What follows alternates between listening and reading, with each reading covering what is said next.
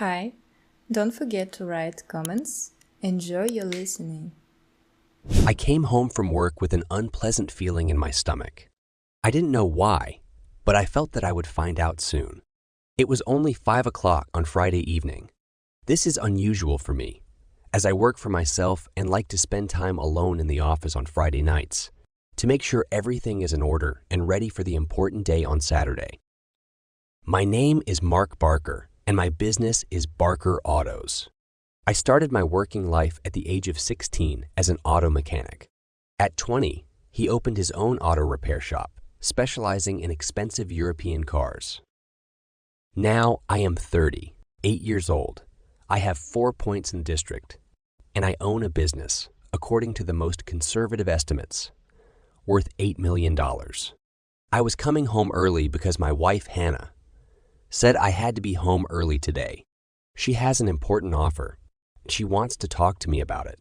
Hannah is 30, 5 years old, and we've been married for 14. We met because her father, John, asked me to find her a car for her 20th birthday. A spark immediately passed between us. The day she picked up the car, she asked me out on a date. A year later, we got married, and now we have 2 boys.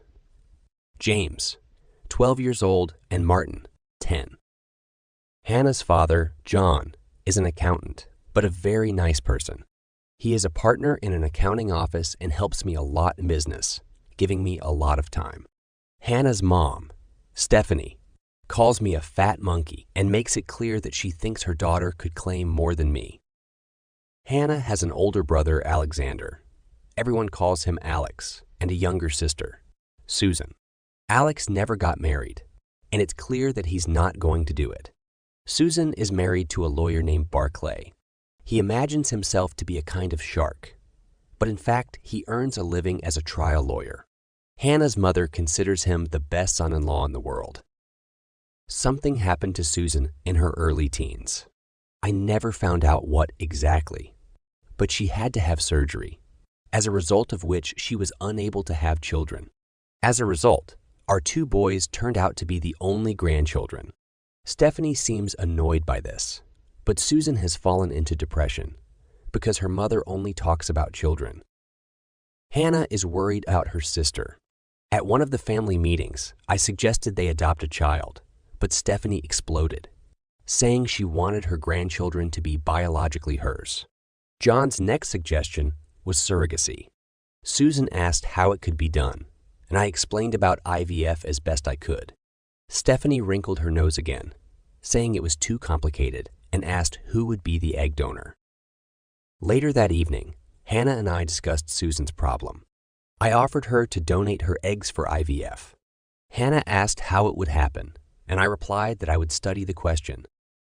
It turned out that it was not so difficult to take eggs, and I brought this information home. This way, Stephanie will be able to get her biological children, and everything in the world will be fine. This conversation took place about 3 months ago, and since then, this topic has come up as if by chance about every 2 or 3 weeks. The reason why I had an unpleasant feeling in my stomach is that for the last week or 10 days, Hannah has been a little out of her mind. I couldn't figure out what was going on, but she was texting someone. Usually, she is completely open with her phone, but in this case, she was secretive. Besides, we haven't had privacy for over a week. The house is not visible from the road, so when I turned to it, I saw only a few parked cars and realized that my bad premonitions were justified when I saw John and Stephanie's car, Susan and Barclay's car, and several other people I knew as more distant relatives. I felt like a whole bunch of trouble was coming at me, and they were going to pretend that everything was fine. I parked at the house and went inside, prepared for the upcoming storm. I deliberately entered through the garage door, knowing that I would not be heard. I stood in the utility room and listened, but only muffled voices reached me. I always carry a dictaphone in my pocket. John taught me this when I went to a meeting to make my notes at the end of it. Out of habit, I turned on the recorder and put it back in my pocket, being sure that it would capture most of the conversation that I understood was going to take place. Taking a deep breath, I pushed open the door and entered the kitchen. 8 people were sitting in the corner next to the kitchen. Hannah, John, and Stephanie are sitting on a 3-seater sofa. Susan and Barclay are on a double. Alex is on a single, and Joan and Karen, 2 aunts, are on chairs brought from the dining room. Only the chair that had been moved from my home office remained empty. It was placed so that Alex and 2 aunts surrounded it, and it was directly opposite Hannah, John, and Stephanie. Clearly a prepared ambush. When I closed the door behind me, Hannah said, "Come in, Mark, and sit down. We're just discussing a couple of things and would like to hear your opinion." I thought, we would like to hear your opinion, so now they will offer me something, and I, as expected, will have no choice. I went to the corner, but turned around one of the stools from the bar and sat down on it.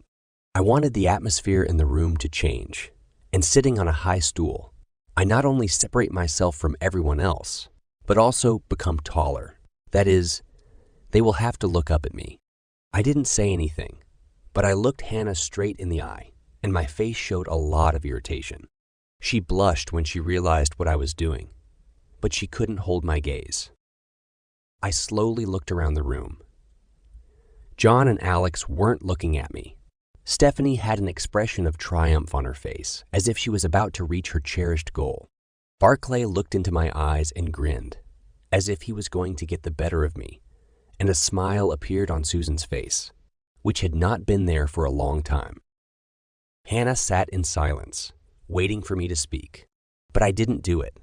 Looking around the room, I continued to look at her, and she tried in every possible way to avoid my gaze. I thought, I can wait as long as you can, and was silent. It turned into a battle, and she started getting mad at me. In the end, Stephanie broke the silence by saying, "We've been discussing Susan's problem, and it seems we found a solution." I didn't say anything to Stephanie and kept looking at Hannah, who was now fidgeting under my gaze. Eventually, Hannah looked up at me. "Mark, as you know, Susan can't have children, and you have studied the possibility of surrogacy, and we think it is a good option. Mom wants the eggs to biologically belong to the family. So over the past few weeks, we have been discussing the option in which I will be the surrogate mother." I raised my hand to stop her. "Have you discussed this over the past few weeks? And why did they consider it necessary to exclude me from these discussions? Obviously, this decision will have a serious impact on me and the boys. And I think we should have been aware of all this." Stephanie cut in. "What do you mean? It has nothing to do with you. Just hold her hand and smile." I took a deep breath and turned to Stephanie without taking my eyes off Hannah. "Naturally, it will affect me and the boys. Their mother will be in an IVF clinic. Then she will carry the baby, which means that she will not be able to do some things for them. Both previous pregnancies were difficult for her, and both times she was hospitalized for a month with high blood pressure. She will have to undergo an examination and spend time in the hospital during childbirth, which will erase her from their lives. She will also need time to recover. You need to have a certain degree of selfishness not to understand how destructive this will be for my family." I was most worried when, at my words, "IVF clinic," Hannah's gaze slid around the room. A grin appeared on Barclay's face, and Susan shuddered. What am I missing? Stephanie obviously enjoyed bringing me up to speed. There will be no IVF clinic. My grandson will be conceived in love and passion, not in a test tube. A light bulb flashed. This is an ambush, and the others are here to keep me under control. I felt anger flare up on my face and shouted, "Hannah, explain everything now." She darted her gaze to me, and I saw fear in her eyes. The conversation didn't go the way she had planned, and now the truth has been revealed, and she has lost control of the conversation. She said, "IVF is not the best option. 2 months ago, I stopped taking pills. The doctors say that in about 2 to 3 weeks, I will become fertile. During my fertility, Barclay will move in with me for a week, and at the end of the week, I should already be pregnant. And after that, Susan and Barclay will be able to adopt a child who will be biologically native to both of them. By this time, I was standing right in front of Hannah and felt Alex's hand on my shoulder. I tried to pull away, but he held my shoulder very tightly. I heard his words. "Hold on, Mark. Please don't do anything stupid." I stood up straight and, addressing no one, said, "Don't do anything stupid." Now I turned to everyone and said, "Get out of my house." Stephanie tried to insist on her own. "No, we have to make an agreement and decide if you will stay in the house when it happens." John was already up and trying to get his wife up from her seat when I said, "John, I've never hit a woman before, but if your wife doesn't get out of this house in 10 seconds, God knows, I'll hit her." At that moment, Stephanie looked into my eyes and for the first time realized the truth of my words. She jumped up and asked, "Hannah, don't you need Alex to stay for protection?" I laughed. "If you think I'm going to physically harm my wife, you don't know me. If you think that this nonsense will end well for our marriage, then you really don't know me at all." Hannah gasped and then said, "Mom, please go away. Everyone else leave. Mark and I have a lot to discuss." When everyone left the house, I went to my office, locking the door. First of all, I unloaded the conversation that had just taken place. Then I rebooted the recorder. While doing this, Hannah screamed, "Mark, I've never seen you behave so rudely with anyone. You should come out here and discuss everything like an adult." Good God! She's throwing all this nonsense at me, and she's mad at me for being mad, I thought to myself. I laughed, but said nothing. At work, I have a system for recording all phone calls and messages. They are fixed as part of our CRM system and have saved us more than once when we billed for extra work. Hannah's phone was an office phone, so all her messages were recorded, although they were stored in the trash folder. I quickly accessed her recordings and downloaded all the voice calls and messages between her mom, Susan, and Barclay. In fact, everything turned out to be simple.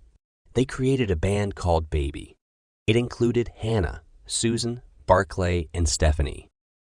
Slowly, I looked through the messages in the group. The discussion started 3 months ago, right after the day when surrogacy was mentioned. It all started with the fact that Hannah offered to donate eggs for a surrogate mother, and then it turned into the fact that she herself would become a surrogate mother. Stephanie played a key role in how conception would take place, and Barclay readily made suggestions. Stephanie only talked about the fact that the child should be conceived in passion. She had some kind of irrational opinion that a child conceived in a test tube would not have sufficient emotional maturity. It took me about an hour to gather my thoughts, and I also took this opportunity to contact my lawyer and ask him for a referral to a divorce lawyer. After leaving the office, I found Hannah sitting in a corner and sipping a glass of wine. The first outburst of anger had passed, but her face was still filled with rage. I looked at her. "Did you really think I would swallow this sudden nonsense?"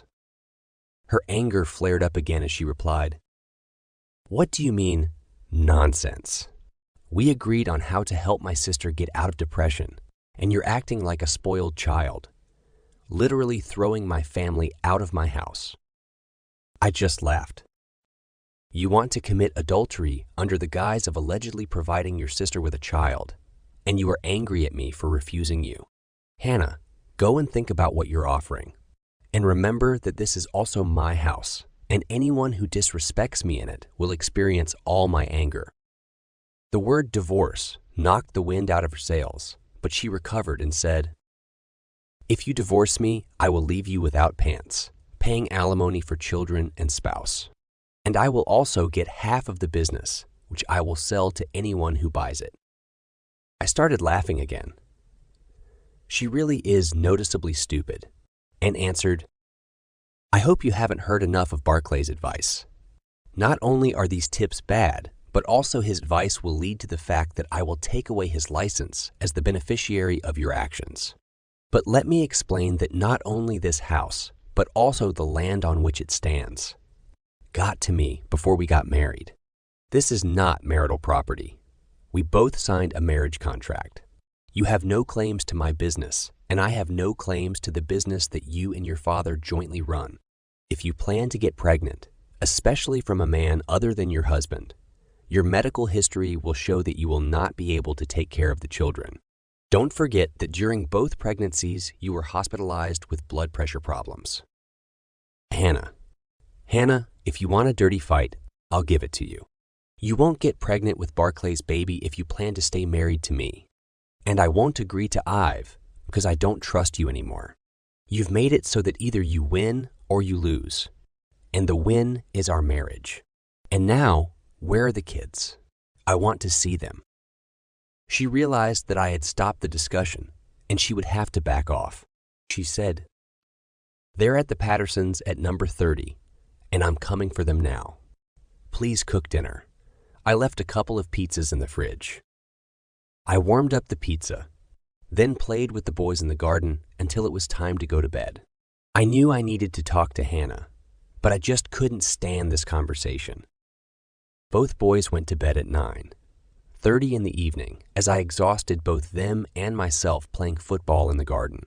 Finally, I got to the point where I couldn't hold back any longer, went to the refrigerator for a beer, and went to the corner where Hannah was sitting on the only chair.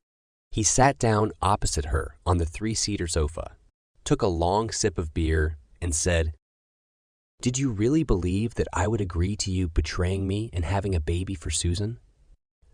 Not only that, you expected me to clear my own bed. I don't think you understand what disrespect and humiliation you were going to bring down on me." I noticed Hannah's sad expression when she said, "I have to do something for Susan. My sister is completely depressed. My mother hates IF, and Barclay says they can't afford it anyway. If you don't let me, I'm afraid Susan will hurt herself, and I'll never forgive myself if she does. So this is a big performance, in fact, blackmail." I poured myself another drink and replied, "By cuckolding me, you're making a deer out of me, so there's no way you and Barclay can arrange this to get pregnant. If they can't afford EF, we'll give them money, or we can go 50-50 with your parents. If your mom doesn't like it, then that's her problem. To be clear, I have already asked the company's lawyer for a referral to a divorce lawyer. I'm serious. You do this and we'll break up. And don't blame the expenses on me. I won't stay married to a traitor, and if you do that, you will become one." She ran out of the room crying, and I heard the bedroom door slam shut. I don't know if she locked it, but I decided that I wouldn't sleep next to her that night. The idea that she might try to convince me with intimacy was disgusting, and I wanted her to know how she would feel without me. I went into the office, locked the door again, and looked through her message log again. It turned out that they were exchanging text messages in a group. Susan is clearly upset, says that this is her only hope, and she does not know what she will do if she does not have a child in her arms. Hannah started by saying that she would work on me. I checked my email, and Tony, the company's lawyer, answered my letter. The letter said that a lawyer would write to me with his demands. He wrote, and we discussed everything. Then I closed the computer, pulled the sofa bed apart, and went to bed. I woke up from the fact that someone was trying to open the door to the office. Then I heard a knock and a half, scream from Hannah. "Mark, what are you doing? Why didn't you come to bed?" I got up and looked at my watch. It was 3:30 in the morning. Unlocking and opening the door, I found Hannah standing in the hallway in her dressing gown.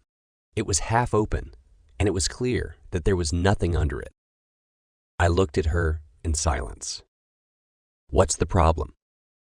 She replied, "I've been waiting for you in bed. I thought we could at least hug and use the opportunity to talk calmly and figure out how I can assure you that your jealousy is groundless." Obviously, there were more messages in the group. I didn't want to reveal that I had access, so I left it as it is. "Good night, Hannah. Go to bed and take this opportunity to think about the damage you're doing to our marriage, how you're neglecting my feelings and self-esteem. I closed and locked the door. He turned off the light but remained standing to the side of the door, listening. There was light coming from under the door, and I knew Hannah was still there. I thought I heard a sigh, and then the light went out. The next day was Saturday. I usually left later on Saturday, but I left early today. I assumed Hannah would change course. Last night was her usual tactic. She could have gone one of two ways. Or she became very nice, showing me how good a wife and mother she was, and remains, hoping that I would not notice her infidelity. Or she became a hellish woman, trying to show that if I didn't give in to her, she would turn my life into a continuous suffering. I assumed that today would be the first, and after that, I would take the opposite approach. I stayed in the office until 4:30 after everyone had left. I just couldn't bring myself to go home. I realized that our marriage is like a mirror, and Hannah threw a very large brick at it. The mirror is cracked, and now it will always be cracked. I began to think that our marriage was doomed, no matter what Hannah did next. I dragged myself home by 5 o'clock. Of course, Hannah was in the kitchen, the sundress clinging to her figure. The makeup was flawless. Normally, I would have practically attacked her in the kitchen, but this time I didn't even pay attention. I went into the spare room to change. After about 20 minutes, she called up the stairs. "Mark, dinner's ready." I had to give the boys a good show, but I wanted to make sure that Hannah understood that this image of her as a loving wife would not change my decision. When I went to sit down, a glass of red wine was set up for Hannah and me. Then she came to the table carrying a plate with steak, a large portion of English potatoes and mushrooms. My favorite Saturday dinner. Nothing surprising. I paid almost no attention to Hannah, talking to the boys about everything she couldn't talk about. She tried to change the subject, but I wouldn't let her. The boys didn't notice it, but she did. After the meal, she said, "Mark, help me wash the dishes, and the boys will go play a little." I got up and started clearing the table, but Hannah stayed seated. When she heard that the boys were playing console, she said, "Mark, sit down and talk to me. What's the matter?"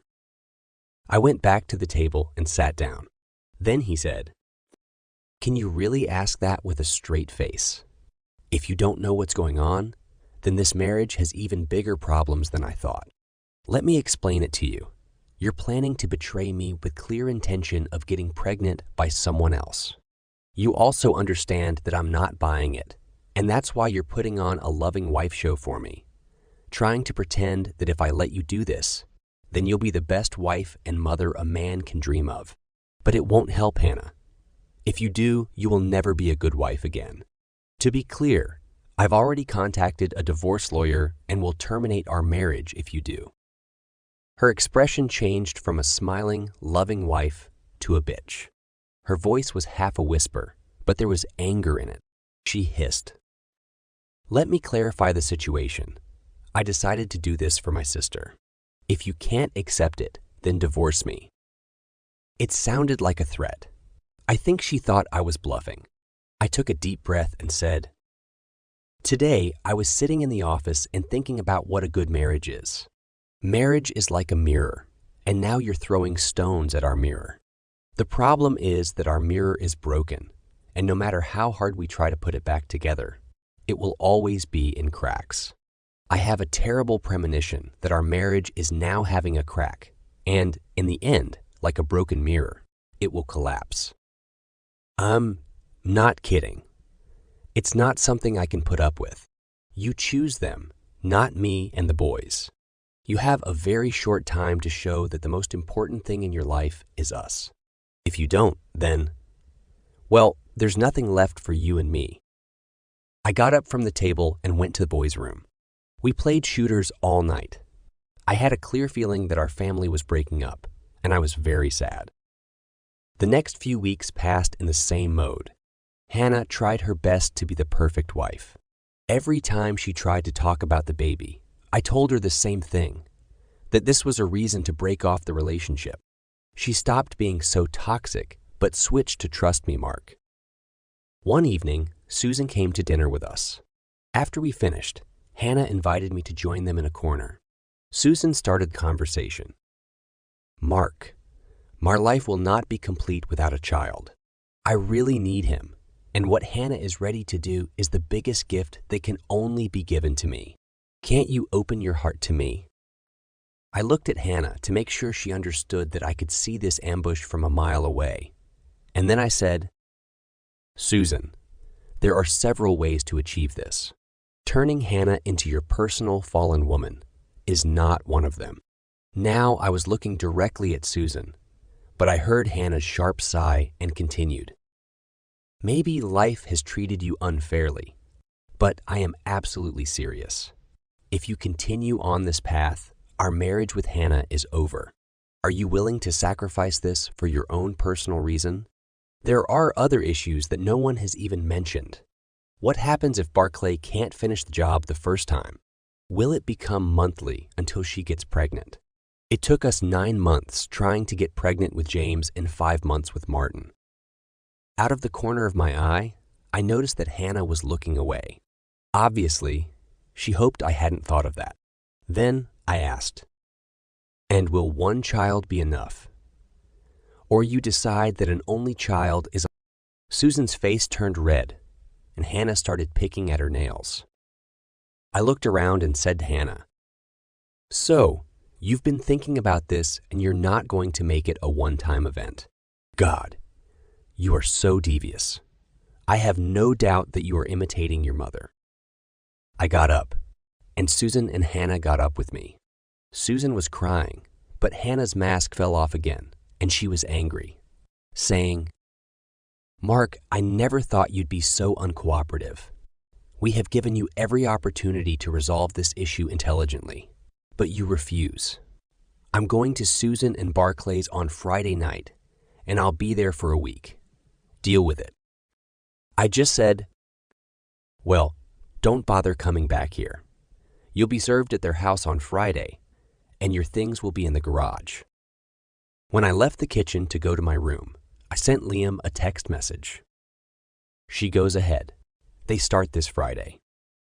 Liam called me and after a quick hello asked, do you know what their plan is? Judging by what I've just been told, she's going to their house on Friday after work and plans to stay there for the weekend and the whole of next week. All right, he said.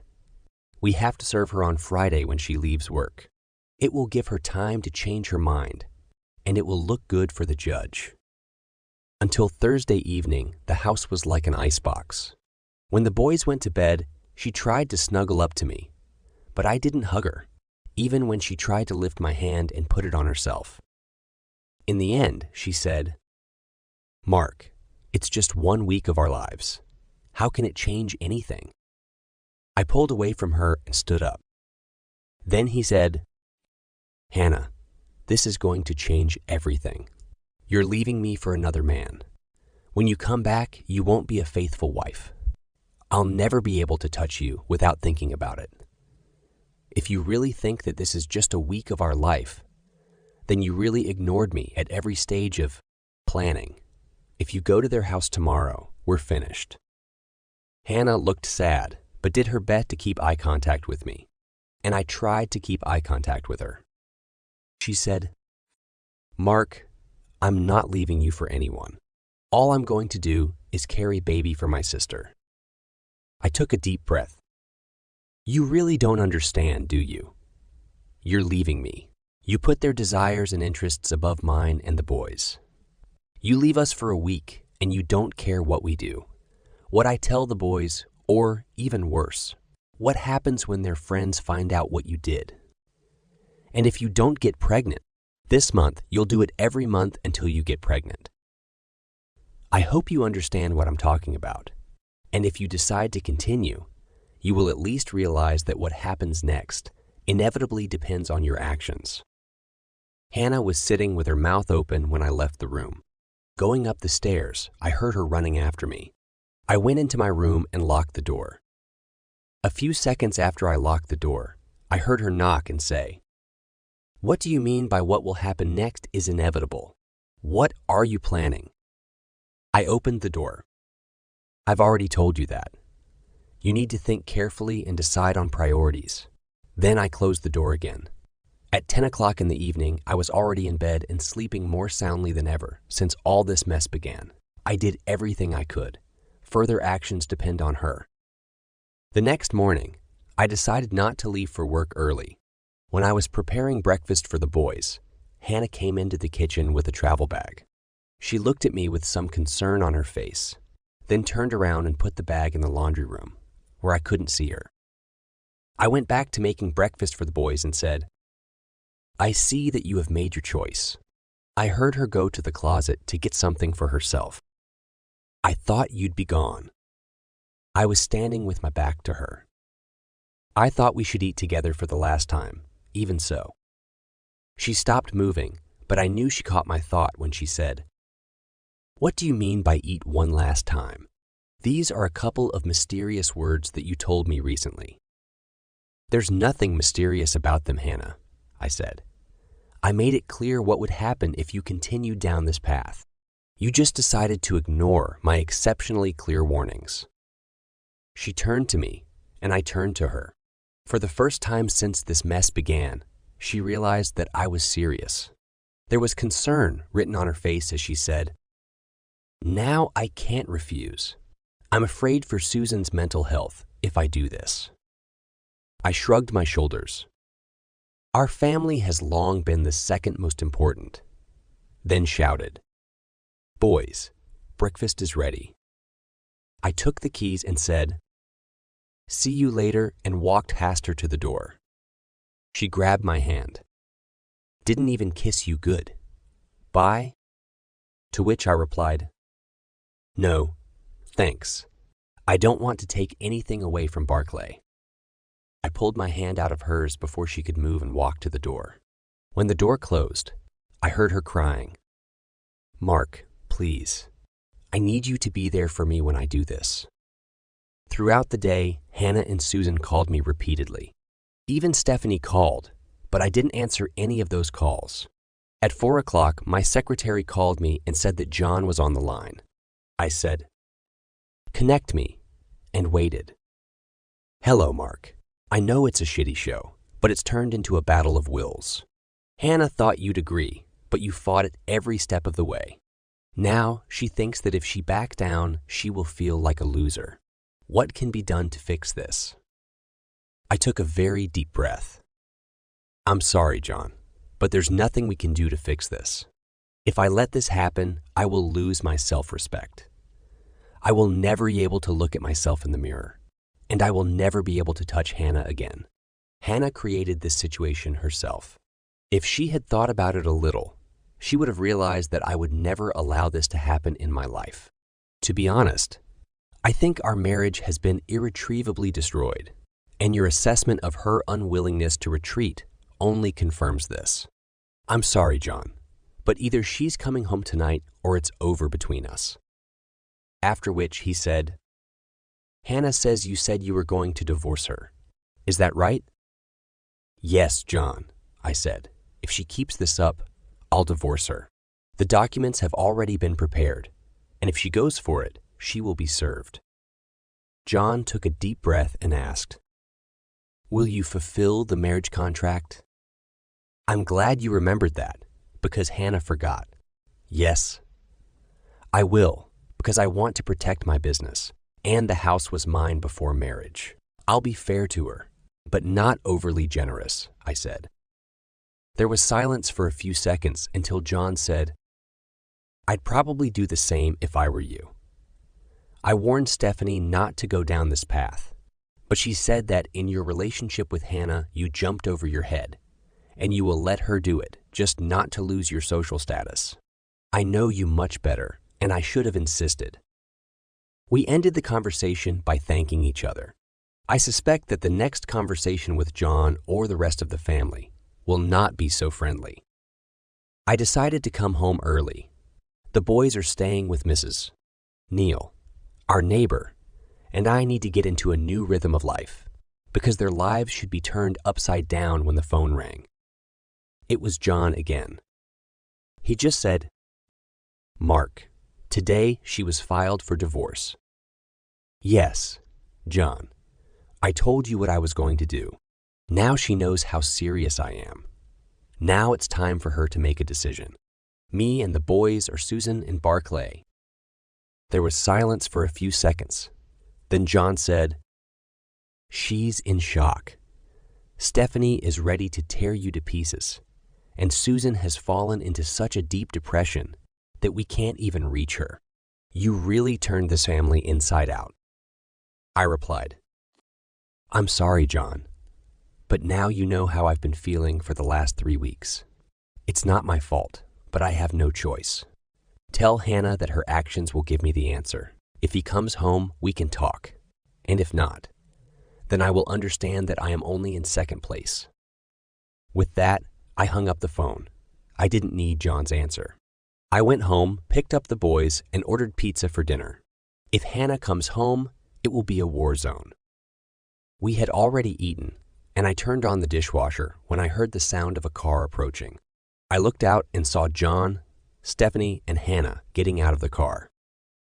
I told the boys to go to their rooms and play on computers, and I went to the room. Now I hated this room because so many bad things had happened in it lately. Stephanie was the first to burst through the door, followed closely by John. There was fury on her face, but John grabbed her. "Stephanie, we're here to help, not make things worse. You should let Mark and Hannah talk." Stephanie spun on her heels. "How could it be even worse? This simple man prevents our daughter from giving us grandchildren. I won't put up with it." I saw the look on John's face and suspected that Stephanie, even in her anger, had caught the same look and had the sense to keep quiet. Hannah was walking behind, as if to the gallows. She was holding a brown envelope in her hand. She was crying. It was obvious.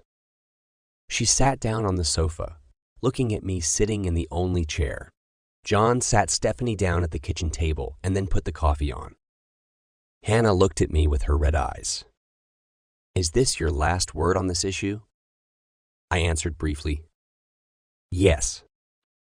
Hannah suggested, "Is there really no opportunity for negotiations?" And again, I answered with one word, "No." "I talked to my sister and mom. And what about Ivy?" Hannah asked. I was so disgusted by the way I was treated that I even felt sick at her question, so I wasn't going to feel much compassion for any of them. "Hannah, I already said this 3 weeks ago, but you just wanted to do it your way. I don't think I can trust you that you won't slip away and betray me behind my back.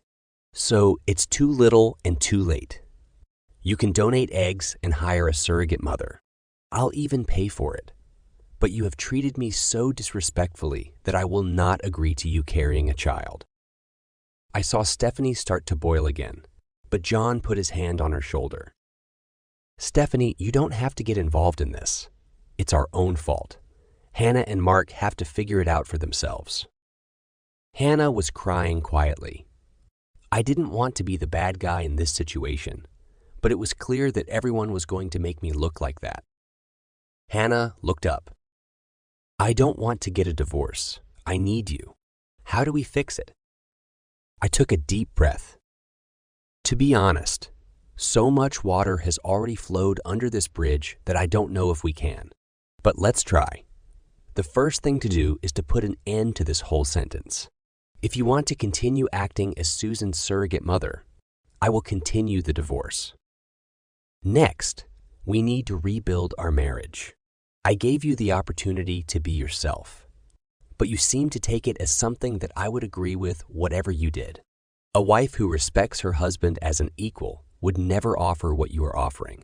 So we need to think about how to fix a broken mirror.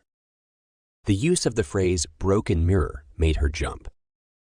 You've said that before. He said that a broken mirror can be repaired, but there will always be a crack visible in it. Is our marriage going to be like this? I looked into her eye and said, "I'm afraid so." By this point, Stephanie was beside herself with indignation. She stated, "What about poor Susan? You're robbing her of her only hope for a child."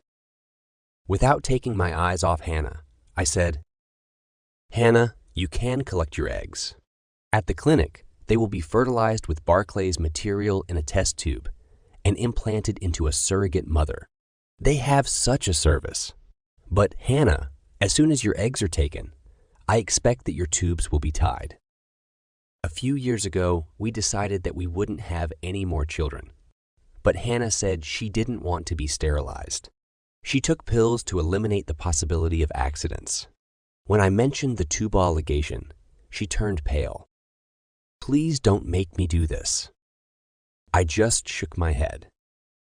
"You really don't understand what's going on. You are ready to play games with your body. The only way I can guarantee that you won't do it again is to take your body out of the equation. It means making sure that you can't get pregnant the good old way. I'm sorry, Hannah, but when you play with fire, you can get burned." I don't know if Hannah was devastated or furious. She was crying when Stephanie spoke again. "You're really heartless." I turned around and said, "I've learned from the best Stephanie. Hannah has agreed to be sterilized if I stop the divorce. We agreed that I would suspend the divorce and terminate it the day she went to the hospital for sterilization. A month later, we were sitting in an IVF clinic. The clinic helped Sarah and Barclay find a surrogate mother, and John and I paid her $10,000 each. The procedure for taking eggs was simple, but left Hannah with a slight pain. A week later, Hannah went to the hospital to be sterilized, and I went to the judge to withdraw the application for divorce, which he granted without question. Life seemed to go on normally, but our once very active life came to naught, and we regularly sat in different chairs at the TV in the evenings, and we had nothing to say to each other. The surrogate mother was planted with 2 viable eggs about a month after the collection. Unfortunately, in the 3rd month, she lost the fetus. No other eggs were viable, and Hannah could no longer provide them. Hannah stopped hosting family events at our house, and I happily avoided events elsewhere. It doesn't take a genius to figure out that we are actually 2 people raising children who have a piece of paper saying that we are married, but there is no real relationship. Everything I predicted has come true. Hannah proposed a hopeless situation, and such an outcome was inevitable. The loser, Hannah, could not tolerate the winner, me. This went on for 10 years. We did everything for the children. Sports, events, whatever you call it. I was there, and Hannah was always with me. All the parents were jealous of us, but at home we had a different life. Of course, we shared a bed, but there was no intimacy.